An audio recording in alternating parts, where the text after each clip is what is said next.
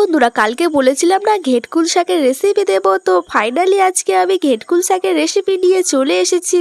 তো প্রথমে ঘেটকুল শাকগুলো ভালোভাবে ছোট ছোট করে কেটে নিয়ে তারপরে ধুয়ে নেব। তারপরে কড়াই তেল গরম হলে কটা শুকনো লঙ্কা দিয়ে ঘেটকুল শাকগুলো দিয়ে দেব। এবার ঘেটকুল শাকগুলোকে নুন দিয়ে ভালোভাবে ঢাকা দিয়ে দিয়ে সেদ্ধ করে নিতে হবে। আর এতে দেখো আমি একদমই জল দেইনি, কিন্তু তাও দেখো কতটা জল বেরিয়েছে। তারপরে দেখো ঘেটকুল শাকের সব জল শুকনো হয়ে গেলে দিয়ে দেব পেঁয়াজ কুচি আর আদা রসুন বাটা।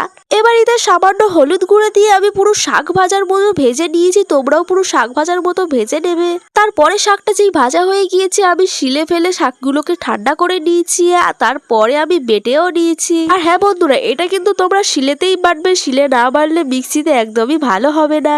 তারপরে গরম গরম ভাতের সাথে আর একটা লেবু দিয়ে খেয়ে ফেলো। আমার তো এটা খেতে খুবই ভালো লাগে। তো ভিডিওটি কেমন লেগেছে কমেন্টে জানিও। নেক্সট ভিডিওর জন্য চ্যানেলটিকে সাবস্ক্রাইব করে রাখো। ততক্ষণের জন্য টাটা।